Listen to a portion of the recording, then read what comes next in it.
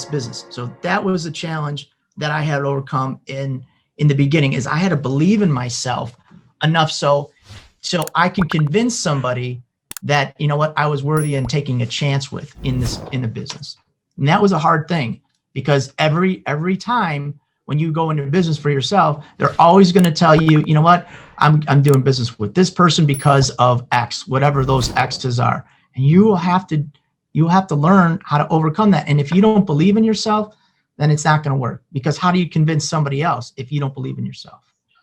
All right. So, and I like the fact that you said, you know, people was doubting your ability, right?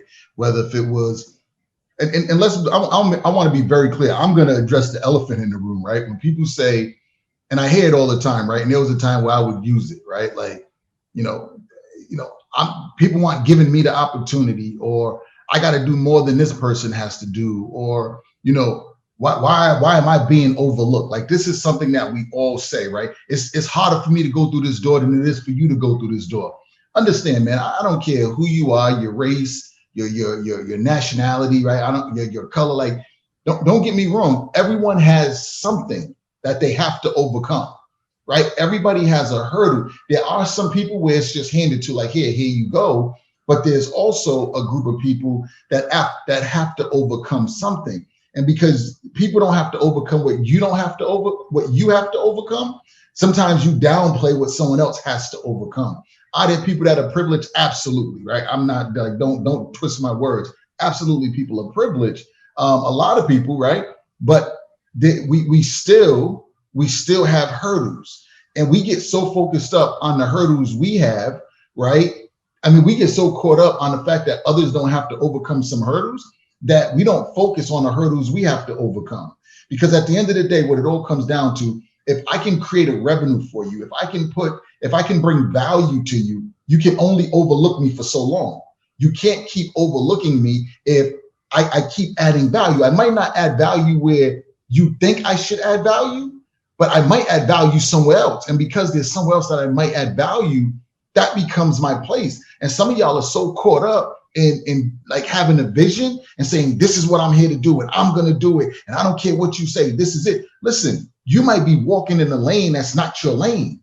The lane that you should be walking in, you're overlooking, and other people are not seeing it because you're focused on trying to be somewhere and be something that you're not. You have to know when it's time for you to pivot and when it's time for you to make the adjustments. There's somewhere in this world that you can shine. It's nobody's responsibility, right, to tell you, hey, you can shine over here. You have to identify who you are, and you got to go shine in your space. And if you're trying to shine in another space and you're staying like under the shaded area, it's nobody else's fault but yours. So I just want you to get to that place, man, where you say, you know what? I don't need nobody's approval to be successful. I don't need nobody to approve me on what it is I want to do. I have to approve myself. I have to say, you know what, listen, what you're doing, that's not your space. But what I want to do is over here, but I don't know how to get there. Listen, stop worrying about what other people have to overcome. Focus on what you need to overcome and get to the space that you want to get to. Right? I just wanted to point that out, because when you start talking about, the hurdles that you have and things that you have to overcome, and that's everybody has them. So I just want everybody to know, like, that, like, you're not exempt, right? Nobody's exempt from overcoming hurdles. And I wasn't. I mean, I had to overcome that. I was a young kid coming up that, wet behind the ears, and talking to people that were 34 years older than me, and they just look at it and be like, "Hey, kid, get out of here. I don't need this." And what was that feeling like when they're like, and they might have not have said it, but that little, what that response is? How did it feel, man? Like when you had that feeling, like, "Yo, kid, get out of here, beat it, punk." It was terrible, and I could help them out, but they didn't want to listen, and so that was the challenge. They would complain whatever at the time we were in, again, music and games business, but they would complain they weren't being treated the way they wanted to be treated. I could give them a solution. I could get them to be treated the way they wanted to do, but they didn't want to take a chance because I was a young kid. So how did you overcome that though? Because how you can overcome that, you got to know your material, and you got to know it really well. And you got to prove to them, and you got to get what comes out is you got to get somebody, I don't care who it is, to believe in you, however that is, and start there. And then you could use that as soon as you get one then you could use that as a starting point. And then when you talk to the next person, you could say, hey, go over here. This person, don't listen from me, as we always talk about testimonials. Go listen it from this person. And then you could get another person. And now you've got two. So it just starts with one, but it really starts again with yourself. But once you get somebody to believe in you, then you can start to open up the doors, the floodgates, if you will, a little at a time. Is it going to rush in? Nope. Is it going to be hard? Absolutely. It's always hard. It's never easy. Mm-hmm. It's always hard. One of the things you just said is when you said, you got to get someone to believe in you after yourself. I don't want to skip over that. After yourself, right? So you gotta believe in it, and then once you believe in it, somebody else will believe in it, right? You ever heard the saying like they don't sell the steak, sell the sizzle, and you got to sell yourself the sizzle of what it will look like if you really gave this one thing everything you have, like you give this one thing every day a piece of you. Like it's going to happen, right? There's no time frame. Nobody knows when it's going to happen. But what I do know is at some point it will happen. And then another thing you was talking about is you have to get somebody to believe in you, right? After yourself. So first thing, number one, you must believe in it wholeheartedly, no matter what. You know that at the end of the day, you can make this happen, and you will make it happen, right? My man E, he says, I can, I will, I must, right? You have to believe I can, and then I will, and you must, like there's no other option. And the second thing, when you're talking about getting somebody else to believe in you, people might not believe in what it is you're saying or what it is you're doing, but they believe in your passion. They believe in your drive. Like, understand, like that has value. So now that somebody believes in you, don't be so focused on getting the bag from this person. Right. This person gave you the bag by giving you the belief, by believing in you, by them saying to you, yo, I think that you got something that's great. I would love to help you. And sometimes when you hear people say, I think you got something that's great, you're looking for them to give you a financial bag, right? A money bag. The bag is the fact that, yo, this person believes in me. This person has doors that they can open for me. But before they open the door, they want to know I'm trustworthy. They want to know that what I say I can do, I can actually do. And when you get to the point and you can do what you say you can do, and you show them, listen, they'll introduce you to somebody else and somebody else. And now that network, now watch this, right? Because I like to give like really paint the picture. If this person says, I'm going to open this door for you, that person, every person can lead you to 5 people, 5 doors, right? You have to, they'll crack the door, but you got to get your way through it. But every one person, so you get one person to believe in you. You help that person tremendously. That person now leads you to 5 other people. Each one of them people have another network of 5 other people that you would have never met, not even through the person that opened the first door for you, because he doesn't know or she doesn't know them other people. So you have to stop thinking that the bag is only when they write you the check or deposit some funds in your account. Ultimately, that's going to come. Like it's going to come. But when they're giving you that cosign, that's the bag, right? So I just want you to understand, when they give you the cosign, that's the bag. Actually, that's bigger than them just paying you a one-time fee. They're giving you a lifetime of access as long as you continuously show up and show up and show up. So I say that to say, my first few clients, I never ever charged. I took on clients and I'm like, yo, listen, this is the fee, 0. I want to help you. And I helped, right? And then I had someone, I'm like, listen, give me $50 a month, right? And then I had the $50 a month. And I promise you, man, I was so, as the years went on, I was like, yo, when they drop off, I'm not even mad at them. Because what I'm giving them for the 50, I'm over that, right? So over time, it goes from 50, it goes to 5, it goes to 1,000, you know what I'm saying? And then it just keeps going up. But that would have never happened if I didn't take them ones on for free. It would have never happened if I didn't take the $50. You see what I'm saying? So stop trying to get up here without mastering down here. So now, because of that whole journey, like I said earlier, it's not the business you're selling. You're not in the business to sell. You're in the business to create processes. And then you sell the processes because you can sell that over and over and over again. So now I know how to go from here to here. I mastered the in-between here because I documented it. Now from here up, I'm still in the process of documenting. You see what I'm saying? So you're always going to have people that you're able to get involved in your product or service and train and teach and help excel. And you're always going to have a group of people that you can excel from. All right. So I didn't want to like fly over that, man, because No, I want to make sure they get it. For us in that business venture, what we did to basically parallel what you said is, look, we went in and I gave them the best equipment that we could possibly give them. And I made it, like I said, a showcase system. And then every time they called, you know what, we were right there on if they had any kind of issues or any kind of service. So when customer relations, we made that the top priority. They had any issues, we were on top of it. We tried to show them where the other companies didn't have that. We showed them revenue reports. We showed them where they were in the beginning and then how they're bumping revenue from us being partners on the deal.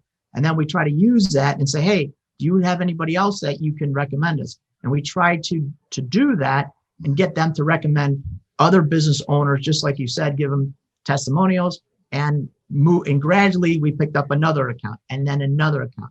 It was a slow process, but it was from having those policies and procedures like you're talking about in place to try to duplicate it. That's one of the challenges a lot of times in business is when we go back to what you're talking about, I always say, build the business like you're going to sell it, because you have to create those policies and procedures. And the other thing it does is you don't make silly mistakes. You don't take what I always consider a bad deal. In the beginning, you're just trying to get your name out there. You're trying to make people believe in you. And so sometimes you do got to take a bad deal or give it away, like you would say, just to get your name out. But after a while, and when you start to rock and roll, you don't take those bad deals. If they want to do business with you, you have to charge them adequately, or you're just giving it away. And what, to put another flag in the ground doesn't make sense. Yeah, no, absolutely. And when you're looking at it, I want you to give the people what is like 2 reasons why like this shouldn't have worked for you or couldn't have worked for you. I think they emotional. I forgot what the biggest thing. Like I'm listening, I heard it the other day. It'll come to me, but give them like 2 reasons why this shouldn't have happened, or why people say this shouldn't have happened, right? Like give me 2 reasons. Well, when we got into the ATM business, I mean, it basically was coming out of the ground. It didn't exist. There was no playbook. Nobody knew what they were doing. And there was no way.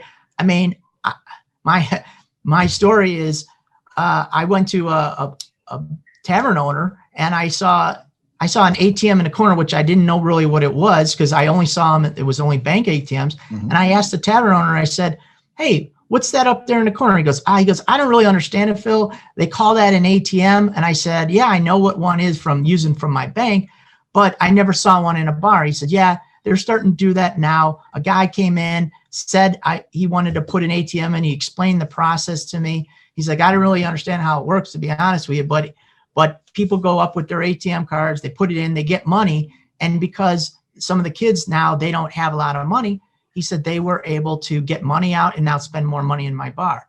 And I said, why didn't you ask me to do that? He says, Phil, you're in the ATM business? And I said, nope, I'm not in the ATM business. And he said, well, if you're not in the ATM business, you're mad at me because I didn't ask. I said, I'm not mad, but I didn't know why you didn't think of me. He says, I'll tell you what, if you decide to get in an ATM business, you could put in an ATM in our bar. And I said, wow, thank you. So he gave me that shot because of the credibility, because we were working with him in the beginning. And so it took me about basically a month to 2 months to figure out where to get an ATM and then how to get it. And then what I had to do is where we were buying our equipment from, mm-hmm.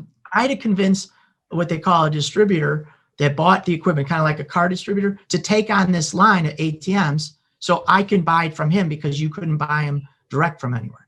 So that was my next step, is I had to convince somebody else to take a chance on this new venture and see if he wanted to do it, just so I could get into the business. And in this process, was you going like flip-flopping, like one day I'm doing it, next day I'm not doing it, I'm doing it this month, I'm not doing it the month after? Or did you just say, I'm doing this and I'm not doing nothing else?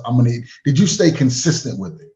Yeah, I had to stay consistent with it, because I had to make a phone call and then convince somebody mm-hmm. to actually buy this product. But then they told me, Phil, you can't buy direct. Now I had to find somebody that would basically vouch for me, convince them to invest their money into a situation so I could buy from them.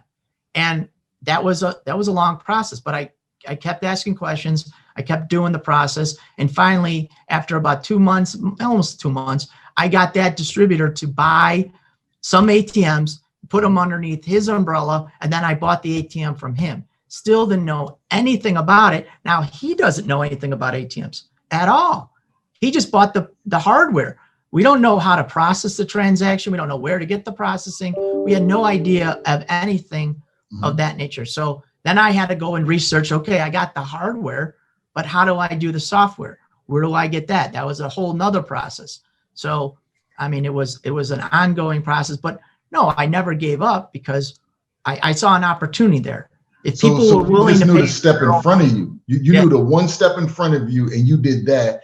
And then when that next step came, you figured out what the step was, and then how to conquer the step. So you didn't have the whole blueprint of it.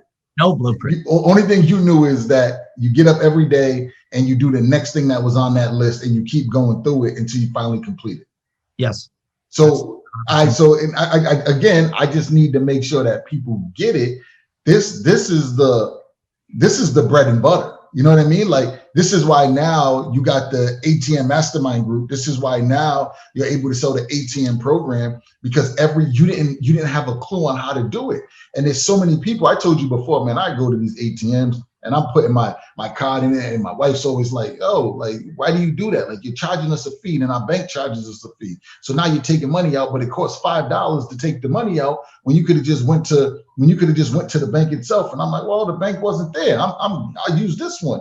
And you was able to take that. Now you got that whole blueprint where someone like me, like, well, how do we get that money? I don't even have to play the guesswork. Like, I could just be like, yo, Phil, how do you do this? And then you got that whole blueprint to walk people through it.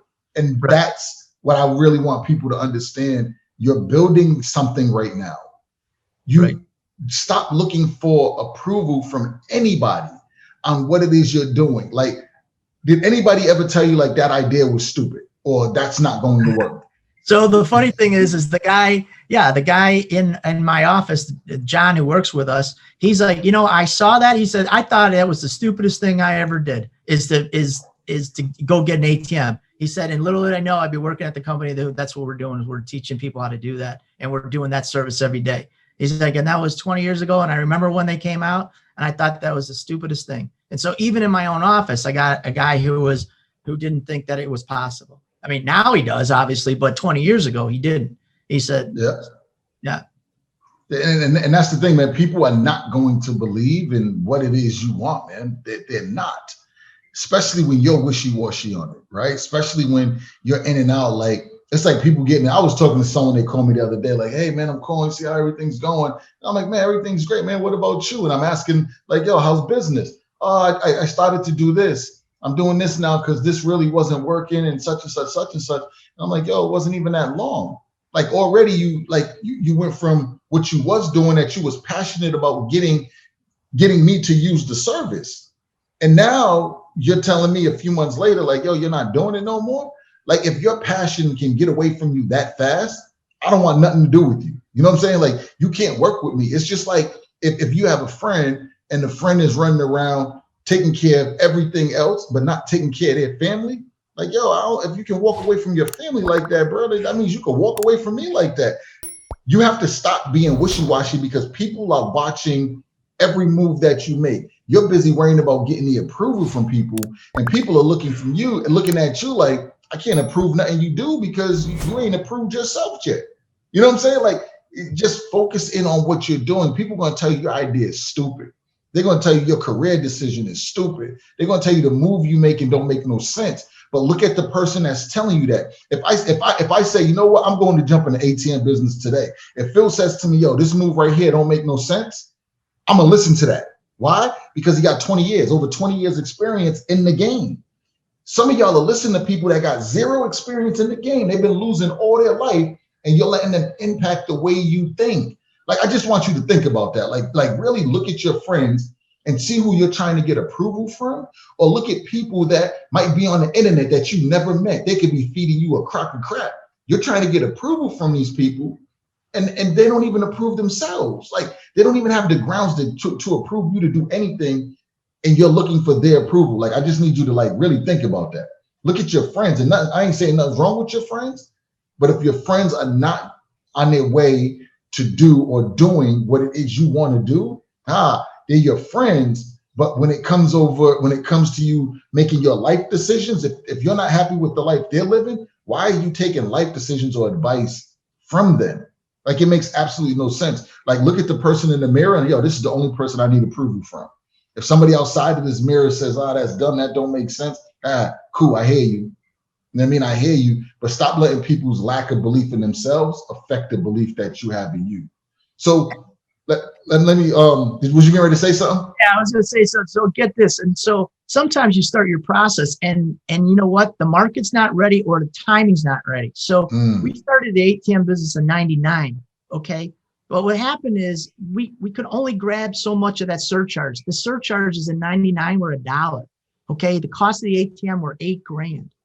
And so when we started doing that, we couldn't put out because of capital and had that kind of money, and the rate of return wasn't there. But I kept on the process, and we could get ATMs in a couple of locations, but it really wasn't. People say, I don't really need that, or why do I want that, this and that. So we kept trying, but the business model wasn't that sustainable because the profits weren't there in the beginning.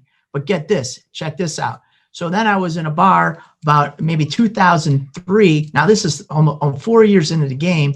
We had a few ATMs out. We got the process down, and I saw a bar owner, and he was opening up his mail, and he was starting to swear at his mail, screaming at his mail. And I said, geez, what are you doing? He said, look at this. He said, I got a canceled check. He said, see this, or an NSF check, non-sufficient fund check, and another one, and another one. And I said, what is all that? He says, these guys come into the bar. They don't have any money. They want me to float them to payday. I'm like, no problem. They write me a $50 check. I cash the check, give them their 50. They eat, they drink, they have a good time. And now I wait until payday comes, which they say Friday or Monday or maybe beginning of the month. I hold it.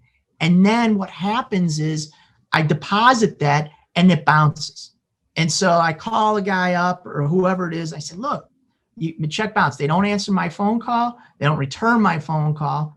And then I tell their friends, because their friends come in here, hey, do you see Tommy? And they're like, yeah. Will you tell him he owes me money? Yeah, okay. So I put the check up on the back of the bar to embarrass them so they get their name off the back of the bar, and they still don't come in. He said, so Phil, here's what happens. I lose my 50, I lose my customer, and some of their friends are mad at me because I put their name on the bar. So I'm losing business.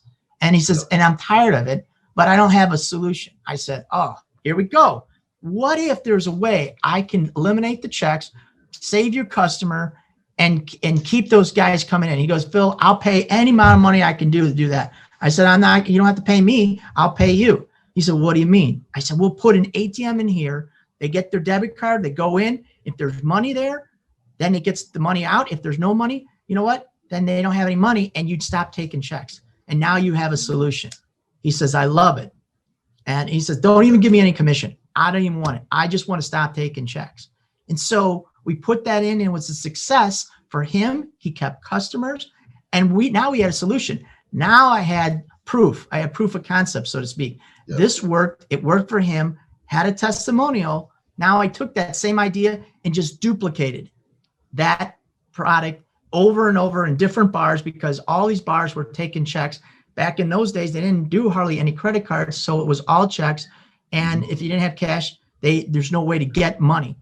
And at the same time, and that exactly when I discovered that, what happened is the cost of the ATMs started going down from $8,000, and they went down to under $4,000. So the price went down, and the surcharges went from $1 to $2.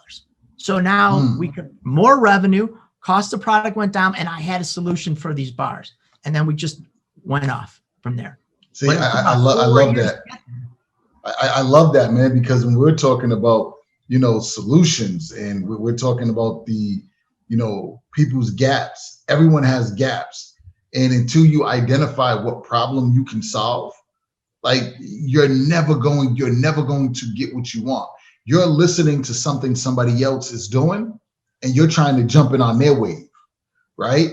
Find out what it is you can solve. Like, what personally can you solve? What pain in other people in their life? I don't care if it's in their marriage, if it's in their parenting, if it's in their career, if it's in their business, if it's in their breathing. Like, I don't care what it is, right? Find out what pain you can heal.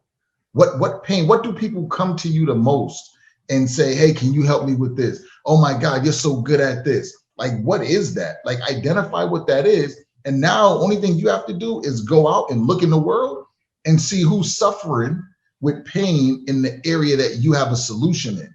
And people will pay you. That's the craziest thing. So when you think about if you was walking through the desert, right? Let's say you're driving through the desert and somebody is walking through the desert. They ain't have no water.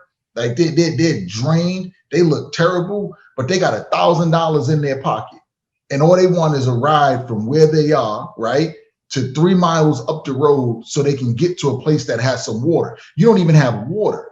The only problem, the only pain you take away from them is you get them out of the heat into some AC, and instead of them walking another 3 miles up the road, you're driving them 3 miles up the road. So what might have took them a few hours because of them being exhausted, you're going to get them there in a matter of minutes where they can get some water, they can get some food, they can bathe. But what you're able to fill, what gap you're able to fill is giving them that ride. So if you say, listen, I'll take you for $1,000, they're going to give you the $1,000 hands down. Why? Because you're taking a serious pain away from them.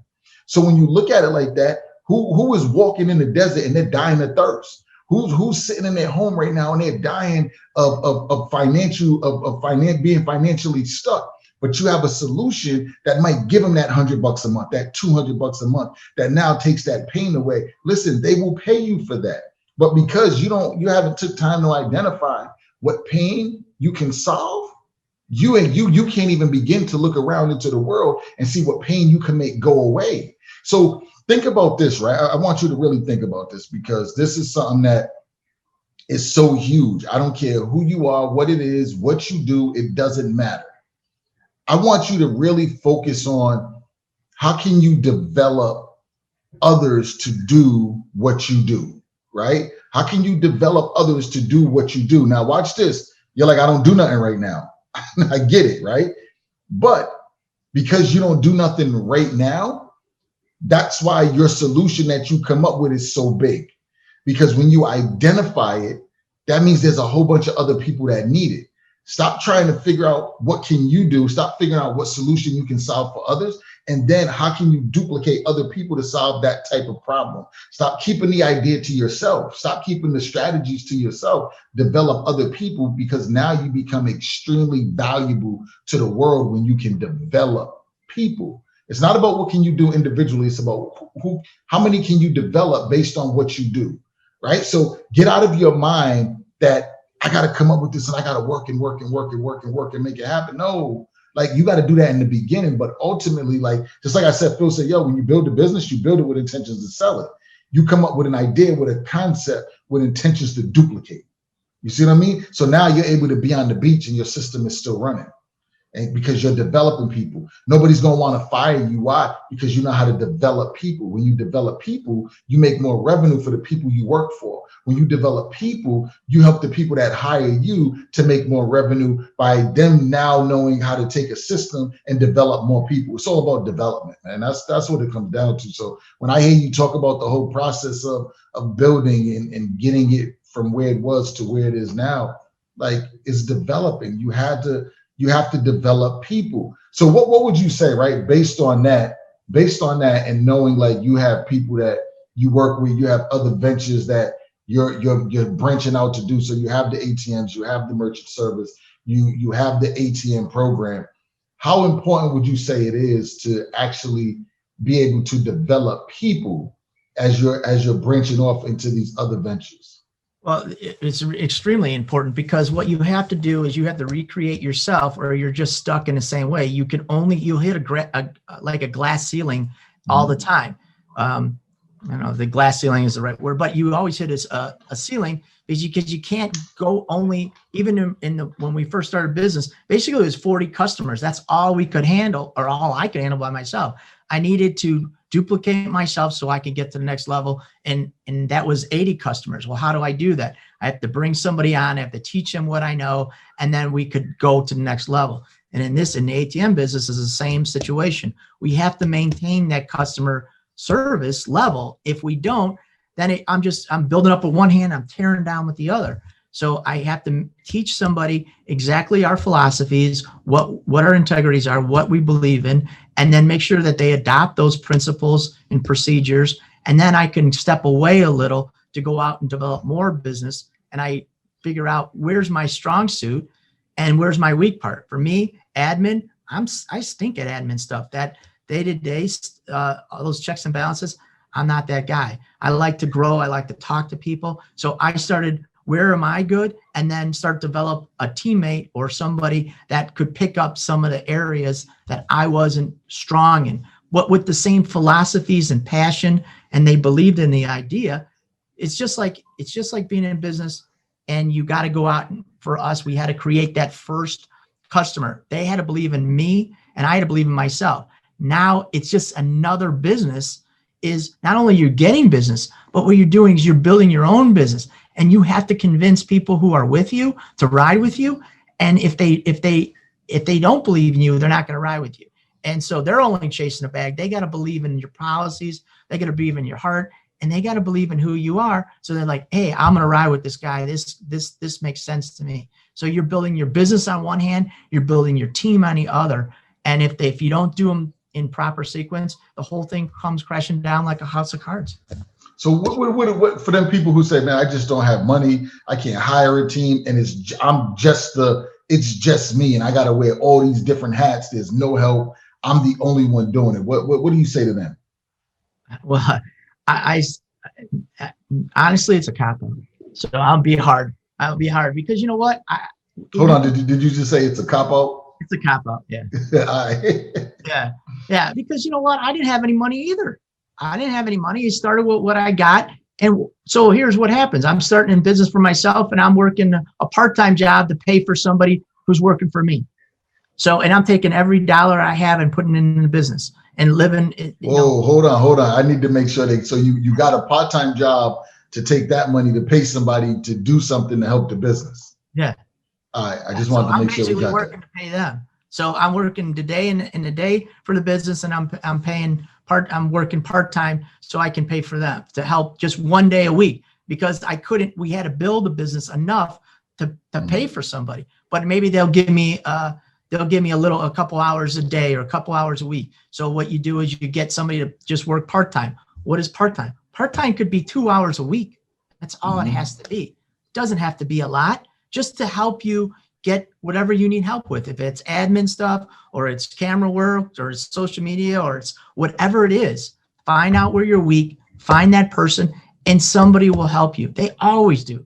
And let's be very clear though, when you go get this person, you have to, the power in you being the only one that's doing work in your business is you learn what each role needs. Like you get an idea on what it needs. Because some people say admin work, but you hire somebody, you don't know what the admin does. So it don't make sense to hire the admin person yet, right? Or you say camera work, it don't make sense to hire somebody to do camera work. You don't know what the camera work is. Back office, like you're like, I don't know what the back office is. You see what I'm saying? So when you're the one that's in the day-to-day and you're working by yourself, you're learning each section, and you're just getting an idea. Some of y'all, man, you want to just start and say, oh, I need somebody to do my social media. Okay, cool. What do you need them to do with your social media? I don't know. Just, put stuff up. Like, yo, that's not good enough. Well, they should know because this is what they do. No, they don't know what your needs are. And this is one of the things that I struggled with, like in the beginning, and it was crazy because I'm sitting here and I'm going through like people after people after people, and I'm wondering why no one is sticking.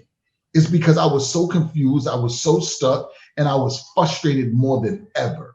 But the minute I really dove in and I said, okay, yep, this is what I'm doing. Okay, let me do this, let me do that. Just like when we got on today, and I'm like, okay, look at the camera. This is this. Like, I'm not a camera expert, but because I had to be my own videographer for so long, I'm looking at the camera like, yep, do that, do this, do that. Like, yep, just do this. I'm not a pro, but I know the basics to do what I needed to do. I'm not going to go and shoot like no exotic scene, but when I need to set the cameras up and get my lighting right, like I got that, right? Like I can do that, no problem. But it's because I learned on the go. And now when I hire somebody, I know I'm hiring you for this. I need you to do this right here. Nothing else. Someone said to me the other day, we're talking, and they're like, I know how to do all of that, but I don't know how to do it. I'm not even concerned. You ain't even got to tell me what you don't know how to do. You told me what you know how to do, and what you know how to do fills a void. And let's get to work on that. And as we work on that, you might identify some other things that you can help with. But right now, I just want you to work on this. I don't need nothing else. I need this, right? So you being the only one that is building you being the only one working in your business and on your business all at the same time, understand there's a difference, right? When you're working in your business, you're doing the day-to-day hustle. When you're working on your business, you're doing the things that create growth. You're doing your back office stuff. You're doing the things to keep you out of tax trouble, right? So there's two different things, and you get to the point where you're building and you're all over the place and you don't really have time for like outside life. This is when people are going to come to you and say, yo, you're working too much. Like, y'all don't need your approval to tell me to take time off. Look where you are. Like, you making 50 a year, you making 60 a year, you making 100. Like, listen, I'm looking at people that's making 100 a month, $1 million a month, and you satisfied with the pennies you got. And I'm not saying like this is about the bag. I'm saying like you got to be careful who you're listening to, who's telling you to take days off, because you think such and such said this, like, oh, you're like, oh man, they said this. Like, I probably should take a day off. Like who are they to approve your day off? Well, like, do you deserve this day? Right. Here's what I want to address is who said it's going to be perfect? I don't know who said it's going to be perfect. The first time I mean, when I jumped into the pool and when I was a kid and they would give me swimming lessons, I sunk right to the bottom. They had to grab me, pull me out, and then they taught me little by little how to swim. I didn't know how to swim. And the business is the same way. So you get in there and let's say now you grow your business and you're a one-man show or one-person show, you start growing, and now you say, I need help, I need this. The first person you get is not going to be the right person unless you're maybe you get the God you get, it happens. But for the most part, you're going to have to go through because they're not understanding your direction. And you got to learn how to teach that person in their skill sets. It's not going to be easy. It's going to be hard. So who says you're going to get it all right away? It's going to take time. And so, but you got to keep with your passion, your desire, and keep going. That's what's going to happen. And it'll be hard. Yes, no, for sure. So as we wrap this up, man, I want you to give them, and listen, man, I really, today, man, was really like a day I wanted to introduce Phil, right? Because he's going to be on with me for a while. And we're really going to grow this thing out. But I wanted you to like know who he is. I want you to know what he does and I mean what he brings to the table. 20 years of being in business. So if you're looking to grow your business, like, I'm not the business guy, right? I'm gonna be honest with you. I'm not the guy to grow your business. I'm the guy to push you to create the mindset, right? So you get the mental toughness, confidence, and self-esteem that you need to be able to take the business information that you're getting so you can go out and grow and you're not quitting on yourself. You're not one of the people one of the 7% that are completing, one of the 93% that don't complete the program that you go out and purchase, right? They say only 7% actually complete a program. I don't want you to be in that 93%. I want you to be in that 7% so we can increase that. I'm not trying to sit here and tell you, hey, do this with your business, do this. No, I want to help to build you from inside out. So when I'm looking at Phil, and the reason why this connection makes sense is because with 20 years of business experience, there's things from, just getting started, should you do your LLC? Should you do your S corp? Like, he can answer these questions, but he can give you all the game on business. He can give you the game on how to create a successful business. But at the end of the day, you have to have internally what it takes to build that, right? So what I'm looking at here is being able to get you that business information, being able to give you that push that you need to get what you need to get completed, right? So I hope that makes sense to you. So I'm going to have Phil, he'll be back, and we're going to keep building this thing out, and we're going to keep giving you information, right? So today was the introduction. So I'm telling you, listen, he has a wealth of information. Don't don't let it go, right? You're gonna get a lot of free information. I don't even want to call it gems. You're gonna get a lot of free information, but what you do with the information is completely up to you. So before we jump out of here, Phil, what would be something where right now, man, if somebody is thinking of getting started in business, right? Not even just in ATM business, but just in business in general, what would be that thing? You ran into me. It's our first time ever meeting, and I said, man, I'm thinking about getting this business started. Like, what should I do right now? Like, what's that first thing I should do? What would it be? Well, I would want to make sure that my product solves a problem. That's the number one thing that I would do. The product solves a problem, but then from there, if it does, I would get to the people who solve the problem, and I would go. Basically, I mean, my philosophy is, just like you said, give it away, get some testimonials, and now I have proof that what I said is true, and people believe in what I said, and I could use those testimonials to say, okay, let's go to the next level, and whatever that next level is. That way I can charge, go after the bag, and keep building time after time and figure out how to leverage my existing network all the time. If that's the new people that I just did business, or people in those arenas that I'm looking for, I would try to leverage my opportunities to get new opportunities. I don't know if that's too general, but that's what I would do. No, listen. Now there was some stuff in there. Like there was some stuff in there. I caught it, but we're gonna jump off, man. And if you need to listen to it on the replay, do that. Listen, I appreciate all of y'all.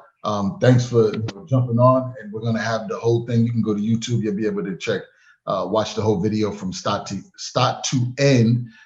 Listen, if there's any questions you have, any comments you have, make sure you post it inside of the link here. And I'm sure, like, if Phil's not, I'll be happy to, but either one of us or both of us will definitely go ahead and answer any questions that you put up. I appreciate y'all. Thank you.